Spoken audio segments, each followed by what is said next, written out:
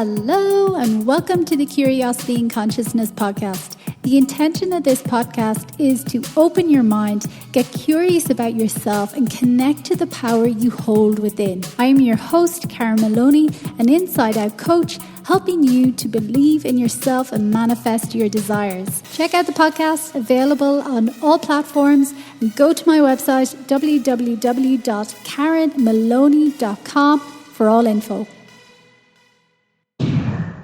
Hello everybody, welcome, thanks for tuning in for another episode. It's me, Karen Maloney, and I'm a little bit stuffed up, so if you hear it on this intro, I guess it's the change in temperature being back in Ireland, but still I have a wonderful guest for you today, and today joining me is Nika Lawrie, and she is the founder and CEO of Moringa Health and Wellness, a multimedia and lifestyle company that marries functional nutrition with non-toxic and eco-friendly living across a whole host of media and merchandising products, making clean and green living luxurious, joyful and easy. Using her skills as a certified functional nutrition counsellor, certified integrative nutrition health coach, and growing up off the grid, Nika has become a leading expert specialising in environmental health, and she is on a personal mission to heal both people and the planet.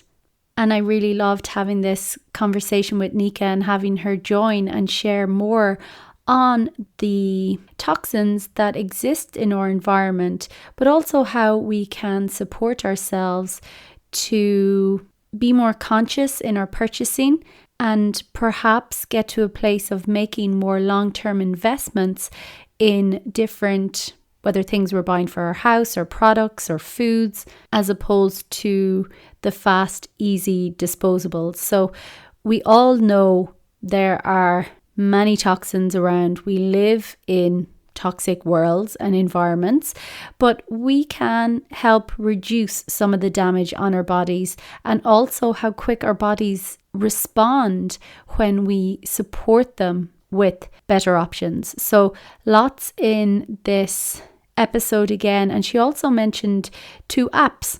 Not that we need more apps, but they can be handy for scanning barcodes, and they tell you a product on a scale, whether it's a food, a cleaning product, a personal care product.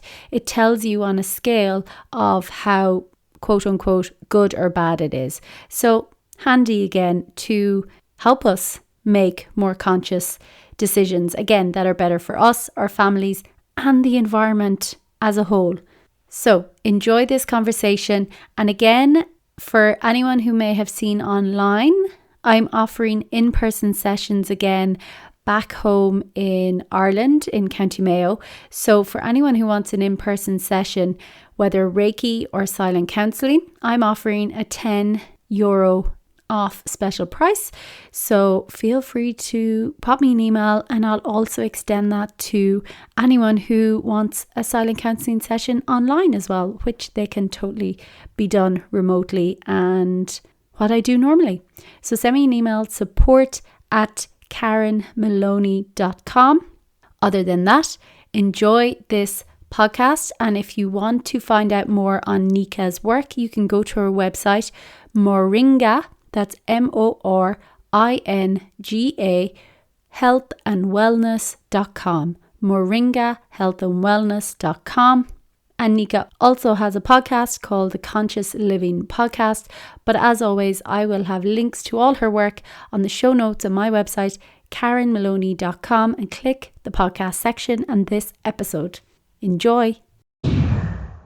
Hello, everybody. Welcome and thanks for joining for another episode. And today I have Nika Lawrie joining me today. So thank you so much for joining. And first of all, you're very welcome. Thank you. Thanks for having me. Delighted to have you join today, and, really excited to kind of talk more about non-toxic living and environmental toxins in our lives, in our homes. And obviously it's a big subject sometimes and kind of scary maybe sometimes when people start opening their mind to it. But maybe why don't you just introduce yourself a little bit first and tell us a bit about your background and what brought you to this work? Absolutely. Yeah. So again, thank you for having me on and for just having the conversation around environmental toxins. Mm. I think it's so important, and so few people really understand what's going on and how it's impacting our health and the health of our children and future generations. And so I am grateful for the opportunity to speak with you Great. about it. Thank you. Yeah. Yeah. So just a little about myself. So I'm a functional nutrition counselor by trade, and I specialize in environmental toxins. So obviously nutrition, being a functional nutrition counselor, is a big part of that as well. And so I work primarily with women moms, either women prepping for pregnancy, going through pregnancy or postpartum. And then I work a lot with women with children who have maybe behavioral issues or are concerned with some kind of disability, or just dealing with an allergy or something like that. So we look at kind of the Mm. health concerns in those areas. And a lot of that comes back to the food that we're eating and the toxins that we're exposed to. I got really interested in this. I used to work for the Alzheimer's Association here I live in New Mexico in the United States. And working for the Alzheimer's Association, I got to learn from some of the top researchers in the world. And what it really came down to was that I don't think that there's really going to be a pharmaceutical treatment or cure for the disease just based off how the disease works. Now, you never know, but what I really Mhm. found and learned from all the researchers that it's really all about prevention. And what Mm. they kept coming back to was that it was diet, lifestyle, and toxin exposure. So the types of foods we're eating, how we're living every day, meaning like stress and exercise and community connections and those kind of things. And then the toxins that we're exposed to through food, through personal care products, through the environment, like air and soil and water and those kind of Mm. things as well. And so it just really sparked my interest. And so I just sort of deep dived into it and became obsessed. And here I am today. So I just keep going with it. Amazing. That's brilliant. And you know, it's funny, I worked with the Heart and Stroke Charity in Ireland for years and years, and I loved it. And Mm, that's when I really learned so much about prevention. Like prevention yeah, really is key, but it also is. it's not sexy. And we No. don't get it. Because I remember, and I met so many people who may have had different issues, and they're like, but I feel fine. You know, it doesn't Yeah. matter if I'm overweight or I'm whatever, you know, but I feel fine. And that's kind of the attitude that we have a lot of the times. And that's how incredible our body is, that it can keep going, even though we may not be supporting it in the best way, diet and lifestyle wise. And I think in those elements, there's not a single person alive who doesn't know what to do and like how to, you know, look after themselves and exercise and be mindful of what they're eating. And that's why I'm so interested as well to have more of the environmental toxin Mhm. conversation as well, because that's something maybe that, yeah, people might be aware of, but still not fully making the bigger picture connection. So, Absolutely. so what is it, or where would you kind of suggest people to start to be more curious and open their mind to actually, like you mentioned, even products and water and Mhm. things that they are using and doing? Yeah, I think, the big thing people first need to kind of understand is a lot of times when people think about environmental health or environmental toxins that we're exposed to, they turn to those really acute situations. So I think it made international news a couple years ago. An example might be in Michigan, in Flint, Michigan, there were lead pipes. And so a Mm. lot of the people that were living there were exposed to high levels of lead in their water. And that obviously causes a whole plethora of health issues in people. So they think of big acute situations. You hear a lot about Mm. like mercury poisoning from eating too much seafood, or the pesticide exposure for the people working in the agricultural fields, and they have cancer from glyphosate or something like that.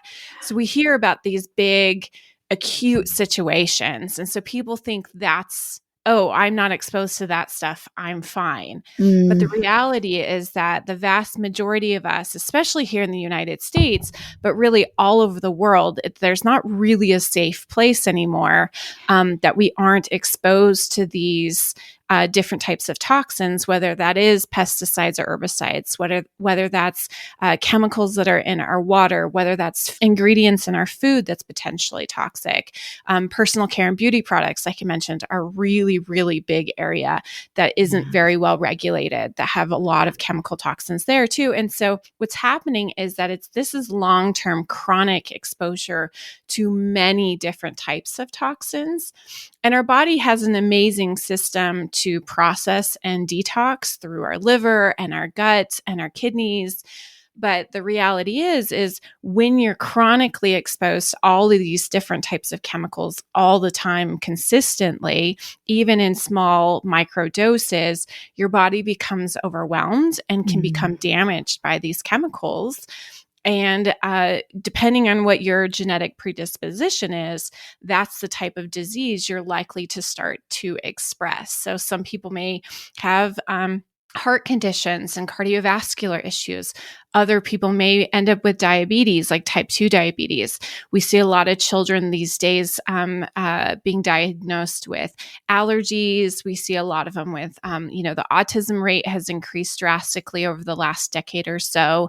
A lot of behavioral issues, and a lot of research is connecting these types of diseases back to chemical exposures. And there's a whole plethora of different types of chemicals that we're exposed to on a regular basis. So it's hard to know exactly which one. It can be a group of them and not just a acute exposure to one chemical, if that makes sense.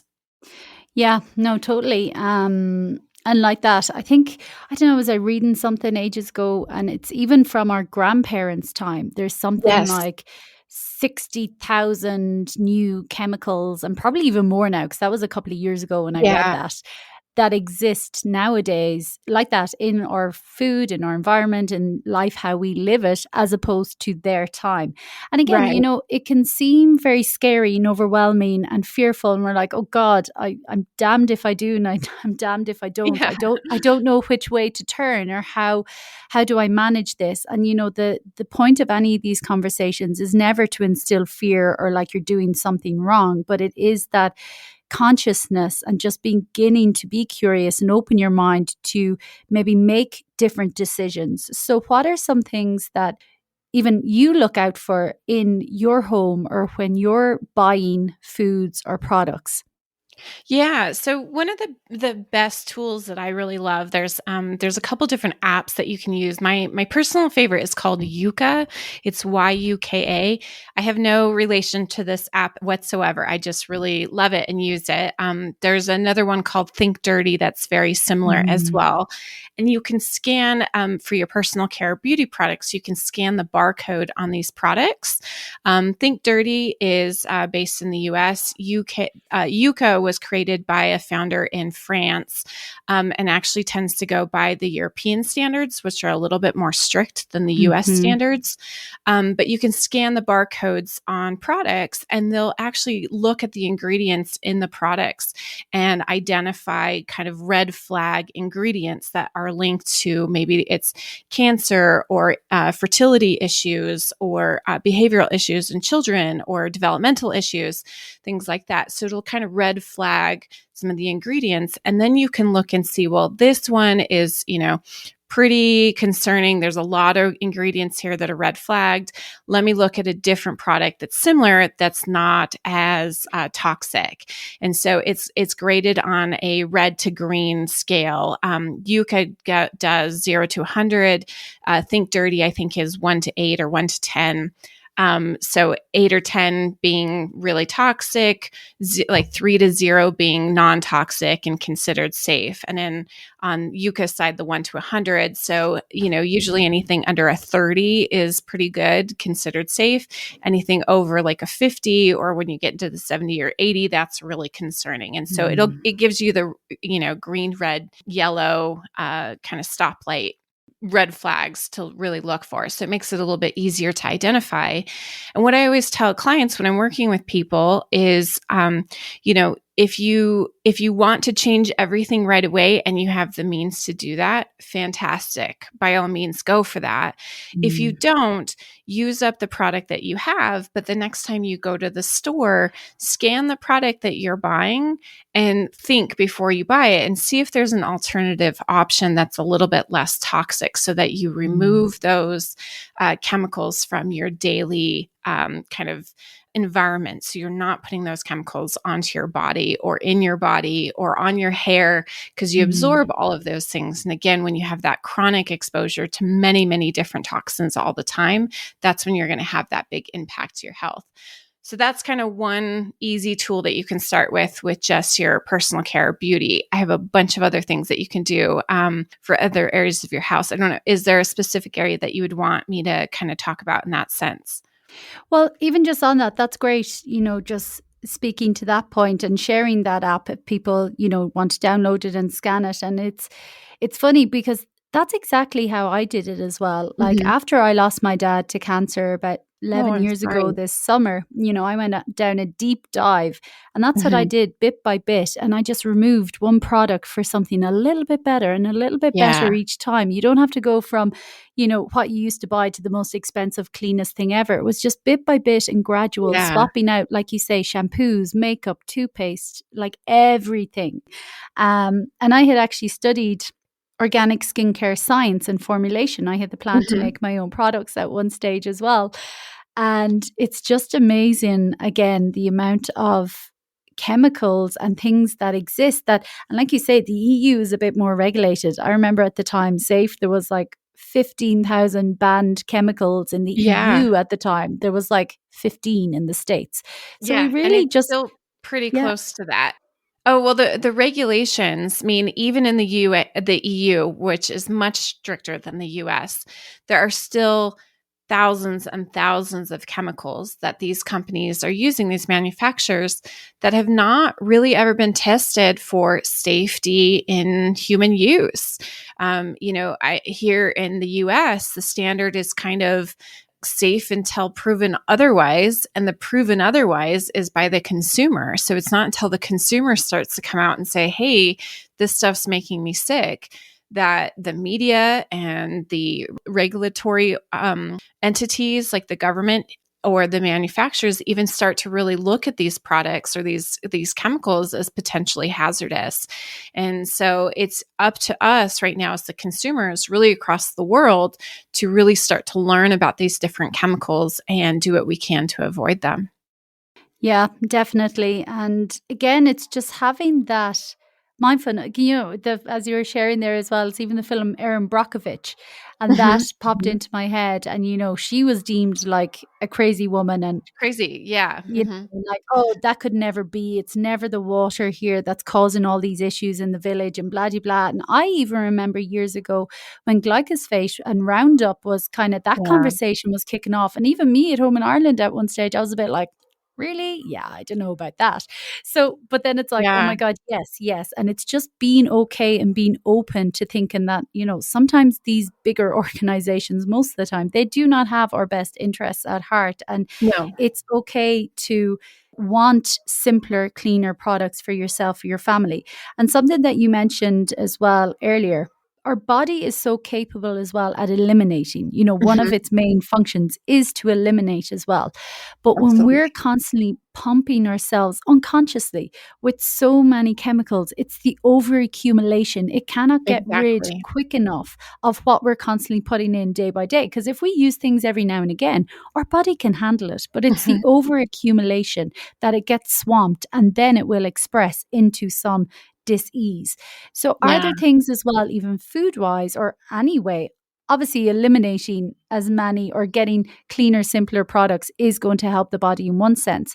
But then as regards to food wise as well, what are kind of things that we can take to support the detoxification process or the removal of maybe some of these environmental toxins or heavy metals that exist in our body. I'm not going to say that may exist because we all have them. Right. Yeah. There's always going to be toxins. There's always, even, Mm-hmm. without all of these chemicals that are, manufactured by humankind, there's still other toxins just in the environment that we're Yeah. naturally exposed to. But our body was, like you said, designed to eliminate those, to process some, move them through our body, and then excrete them through either feces or urine. The problem, like you mentioned, is that our body, when we're overloaded with all these things, becomes backed up, and we're not able to move them through the body the same way that we would naturally. And most of the time, what happens is when those toxins are stuck in our body, they either build up in our liver and back up our liver, or affect the function of our liver or our kidneys, or they're damaging our microbiome. They're actually killing off some of the bacteria. They can even damage our mitochondria, which are like the powerhouses of our cells, which really create our energy to move and do everything we do throughout the day. So when all those things get backed up, our body then stores these toxins in the fat around our body, especially kind of our waist or our hip area. And so sometimes what you'll see happen is people will go through a very rapid weight loss process. And what they can see is that these people will have toxin overload, and they really have to work on their liver and kidney function alongside the weight loss, because their body isn't able to process all the toxins that have been stored in their body in a protective manner. If our liver and kidneys cannot process these toxins, they're then stuck somewhere where they're considered, quote unquote, I'm doing air quotes, quote unquote, safe in our body. And reality is it's not safe, but at least it's not floating around in our bloodstream, or, crossing our blood-brain barrier or somewhere else in our body. And so it's the only way our body has the ability to protect ourselves from that overload of toxins. I think, when we talk about food and nutrition, the biggest thing that I'm always going to say when it comes to food and nutrition is try to go organic as much as possible. I know not everybody has access to that or the means to buy organic, but if you do, try to do that as often as possible. If you can only do a little bit, I would say you can go to the Environmental Working Group at ewg.org, and you can find a dirty dozen and a clean 15 list. And so it'll give you each year they update the list, and they'll look at the foods that are sprayed with pesticides and herbicides, and which ones are absorbing those chemicals the most or have the most residue on the fruit or vegetable. And they'll tell you these are the ones that you should absolutely opt for organic if you can. And then the clean 15 is the opposite. These are the ones that you can buy conventionally grown. And so they're considered, quote unquote, safer. And so that's at least a start for avoiding some of the pesticide toxins. On the flip side of that, you really want to make sure that you're eating as much fiber as possible, or getting really good quality fiber, both soluble and non-soluble fiber. And that's really going to come again from your fruits and vegetables, your leafy greens, those kind of things. The fiber actually helps attract the toxins in your body. It's kind of like glue almost. They'll stick to the fiber, and then you'll be able to process that through your body and eliminate it. And, right now, people are not getting enough fiber in their diet. People are eating so much processed foods and high sugar foods that the amount of fiber we're getting is substantially less than what our body actually needs. And so not only are we overexposed to all the chemicals, we don't eat enough fiber to actually eliminate the chemicals that we are exposed to. And so it's kind of this double whammy that we're facing right now. So those would be the two simple things. So the short answer to that is whole, real, organic foods as much as possible. Yeah, great. Thank you for sharing those. And even that was a reminder to myself again. I'm like, oh yes, I want to check out that Dirty Dozen and Clean 15 again. They're brilliant, super simple tips that we can all be conscious of. And again, it's the idea of, even if we can't afford the organic, it's just trying to buy less packaged things. Like if they come in a plastic wrapper and sitting on a shelf for, months on end, they are definitely not the best thing. So just trying to get as much fresh as possible is always going to be better, even if it's not the fully organic. Absolutely. And not to say that all preservatives are bad, because not Mm. all of them are, but a lot of the chemicals that are in our food ingredients that are considered toxic chemicals are the preservatives. Mm. These are chemicals that allow the food to sit on the shelf for long, long periods of time. And these are the ones that, they're starting to see affect our microbiome, affect our immune system, even damage our DNA. And so these are huge, huge concerns that we need to be aware of. And so as often as possible that we can avoid these highly processed, long shelf life foods, the better off we're going to be. Mm. Yeah. And are there any in particular, just when we're talking about it, that are really something to be wary of or more mindful of? Yeah, I mean, I would, the thing I would always look out for is BHQ. That's a big one. A recent study actually just came out saying that titanium dioxide, which actually isn't a preservative, but is more of a food dye. It helps foods look kind of brighter and more tasty, and it kind of brings Mm. out that coloring. Though that's been linked to damaging DNA. So there's tons of different things in there. THBQ is another one to look out for in your ingredients. That's also a preservative. So BHQ Okay. and THBQ are two big ones that you'll see. Um, Is that how they will be labeled on the yes, back? Okay. they will be labeled Okay. under those abbreviations. Abbreviations. Okay. Yeah. Yeah. And then, the other thing to think about too is there was a big push a couple years ago. I know here in the US, I think kind of internationally too, but to remove BPA from plastics. Mm. Bisphenol A is what BPA stands for. And bisphenol kind of helps the plastic hold its shape. So we're thinking about like Tupperware containers Mhm. or plastic water bottles were a big one that BPA was in. And so there was this big movement to remove BPA from plastics. And a lot of manufacturers did remove BPA, but the two areas that they didn't say anything about or didn't do was BPA is still used oftentimes in canned food or canned sodas as a liner to help to reduce it from being Oxidization. Yeah. oxidized from oxygen, and kind of protect the food or the drink that's inside the can.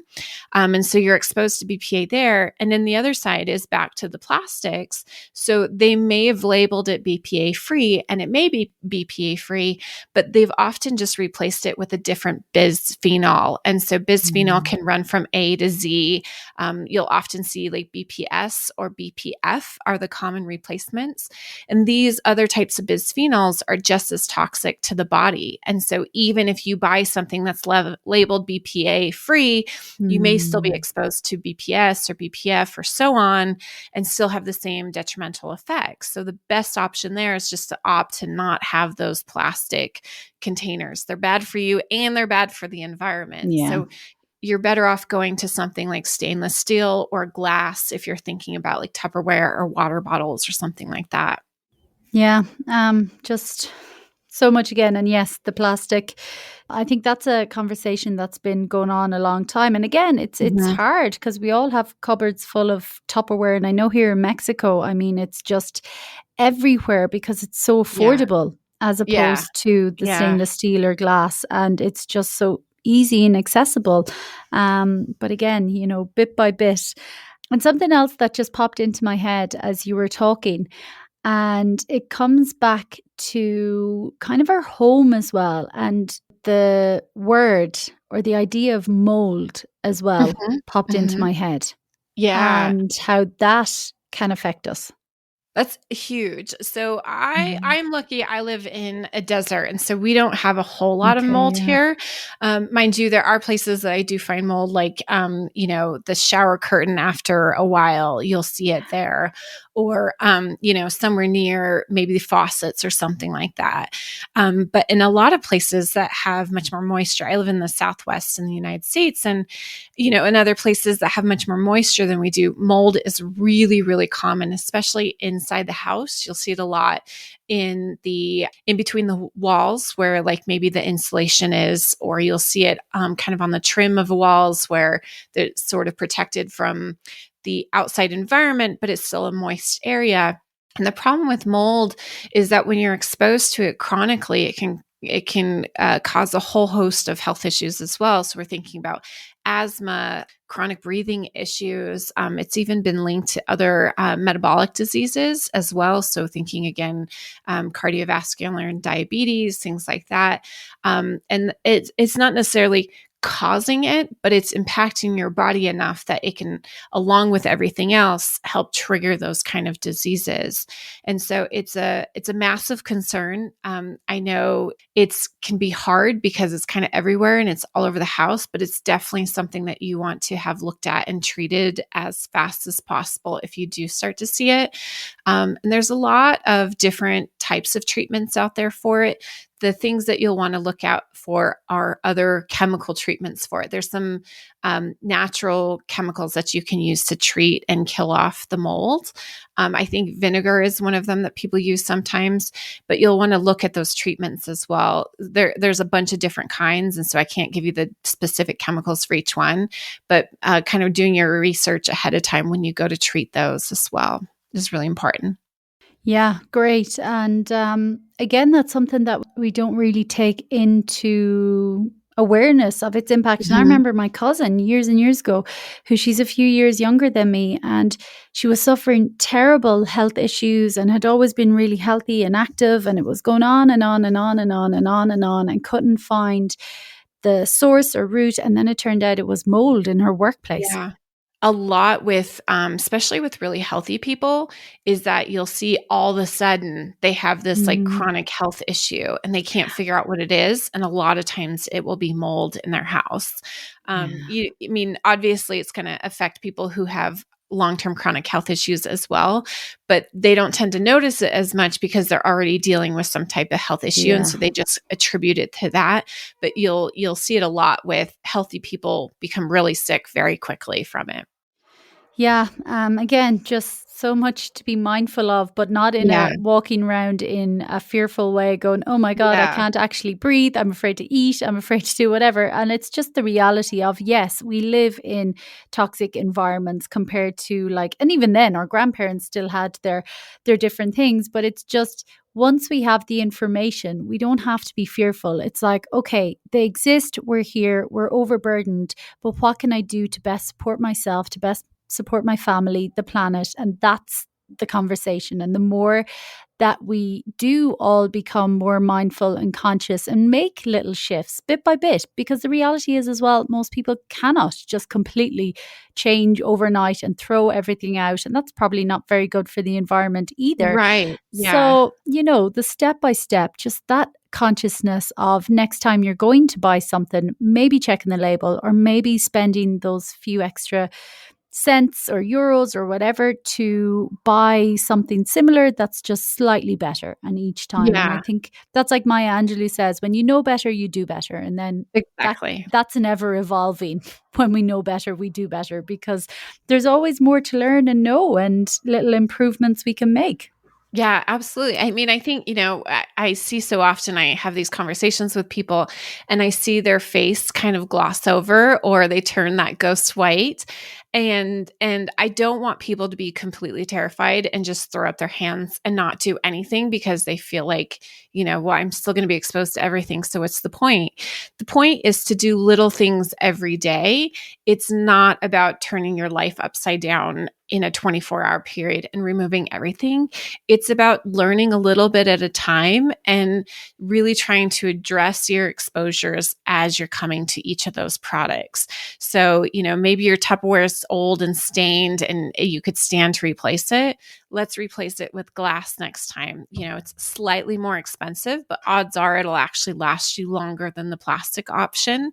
Once your bottle of lotion runs out, replace it with a less toxic option. Next time you go to buy makeup, do a little research on a couple of the brands before you go in and purchase them. I've actually found that a lot of the cleaner brands are even cheaper and less expensive than the highly toxic ones. Now, this is more of kind of the higher end makeup. The drugstore makeup is usually always going to be the cheapest, but it's also not very good quality sometimes. And so just kind of figure out your line there of what you're comfortable with. And it doesn't have to be perfect. Just start doing your research and kind of looking at each product and being a little bit more mindful when you go out and purchase them.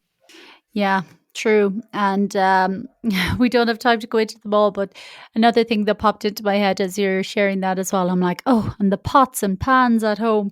Yes. And even just to mention briefly, what are some better options again to have in mind? Because again, we all know Teflon now, and if it's scraped and, that's not the best, the non-stick. What are some better options that people can have in the back of their mind as well? Yeah, absolutely. So I'll just mention PFAS really fast. So Teflon is a PFA. It's PFAS. Mm. And PFAS are considered a forever chemical. These are chemicals that basically never biodegrade in the environment. So they're here to stay with us forever. And there was actually a research study done a couple years ago where they tried to find human blood that had never been exposed to PFAS in order to test the detrimental effects to the health. The researchers literally went all over the world. They went to tribes in the Amazon that aren't normally exposed to human culture. Even their blood had PFAS in it. And so there's basically no human on the planet that doesn't have PFAS in their blood. Mm. And once it's in your system, it's permanently in your system. Your body does not excrete PFAS. Wow. And so it's kind of terrifying in that sense. They had to actually go to blood that was taken from, it was either, I think it was World War II veterans or Vietnam. I think it was World War II veterans that they had. So like 70-year-old blood they had samples from. And that was the only blood that they were able to find in the world that didn't have PFAS. So again, PFAS are like Teflon. They're these chemicals that are non-stick. You'll find them a lot in like rain gear to help the water run off the clothes. Non-absorbent clothing has a lot of PFAS in it as well. And so going back to the pots and pans, you really want to be careful to not use these non-stick products. And I know ceramic is really big right now. The problem with ceramic is they're still often covered in some kind of nonstick lining, and the ceramic, after a while, the lining peels off, and then the ceramic doesn't last as long either. So your best option are going to be to use the good old fashioned cast iron pan if you can. I know it takes a lot to care for it, but that's really your best option. You can also use stainless steel that's not coated in anything. Now you don't get that nonstick option, so it's a little bit harder to clean, but you're not getting the chemical exposure and you're not getting the PFAS. They're going to stay in your body forever. So stainless steel or cast iron are really the best options. Wow. So interesting. Yeah. And Yeah. that's wow. Oh, and just something here, because again, it's so prevalent in Mexico. And I don't know if they existed in the States, but I remember my grandparents used to have a lot of them, this kind of enamel pots and pans and plates even, and cups. Are they as bad So as the rest of them? Or? it depends on the chemical that it was treated in, and they were all treated differently. And so it's really hard to tell. Again, it's always the coating or what's the final finish, maybe. And, a lot of those were treated in DuPont's kind of Teflon stuff. Even if it isn't Teflon specifically, there was a lot of chemicals that were coated on those kind of things, even back in the 70s and 80s. Yeah. Again, it's information. It's scary. We're not here to, it is overwhelming. It is like, oh my God, it is fear inducing, because we're like, all these things that exist. No wonder there's so much chronic illness and disease and, the way the world is and everything. But again, it's all of us have the power to make more conscious decisions and to make and lessen the impact in our lives. And actually, again, our body is really quick to respond. I remember when I was studying again the skincare science, they had done a study somewhere, I think in the States, in California, where it was young girls and they had taken urine samples and, they detected however many number of chemicals in their urine. And then they got them to swap out, everyday basics like deodorant, shampoo, shower wash, face wash, body creams, just those kind of simple everyday care products we talk about. And Yeah. even within a couple of days, the amount of chemicals that no longer presented in their urine. So that's why it's worth doing the little bit that we can and just build and build and build, because again, it's just about supporting our bodies to be able to eliminate quicker, because we will never Yeah. live in a toxic free world. Like, that's just never going to happen. But we can support ourselves and our body to be in a state of more health. And I think that's the price and why it's worth having the conversation and not live in the fear. Absolutely. Yeah. I mean, I think Toxic Beauty, the documentary, I mean, it's a phenomenally done documentary, and talking about the talc powder that is related to ovarian and cervical cancer is really important to understand too, because so many women were exposed to that. I have a personal friend who's been affected by that as well. Yeah. And so, it's all over the world. It's all these women, and it's a huge issue. And but the girl in the Toxic Beauty, she went to clean beauty products that she found. I think it was for the detox market, I think is where she went. But yeah, it was like 3 days or something like that, that her chemicals were reduced in her urine. And so our body is a magical machine. I Amazing. mean, it can Yes. do so much, but we've got to support it. We've got to help it do its job by Yes. reducing these exposures. Oh, for sure, for sure. And that's something I say again and again and again. The intelligence our body has is mind blowing. But like that, it needs our support, it needs our input. So, beautiful reminder again. And even just as you're sharing that, it flashed into my mind again. A newborn baby, everyone is so protective and so conscious Mm-hmm. of like what they're putting on their skin and everything. It's like we kind of need a little bit of that mentality for ourselves as well, because we still deserve that same care and attention and purity, quote unquote, in one way or another. Nika, I've really enjoyed the conversation, and thank you so much for sharing so much with us today and giving so many tips and tools for people to kind of bring into their awareness and consciousness. And please share where more people can find out about your work as well. Absolutely. Well, thank you again for having me on and for the opportunity to share this information. I'm always like, I will go anywhere to talk to people because I think it's so important, and so few of us know about the impacts on our body. But yeah, if listeners want to learn more, they can find me on my main website. It's nikalawrie.com. So that's NIKALAWRIE.com. And you can find me on all the social platforms at Nika Lawrie as well. And I'd love to hear from people anytime. So reach out. Yes, absolutely. And as always, I will share everything on the show notes as well, from my website to your work, and also to your podcast, the Conscious Living podcast as well, where I'm sure people can continue listening to the conversation and just learn more. So thank you so, so much. And I wish you all the best. Thank you. You too.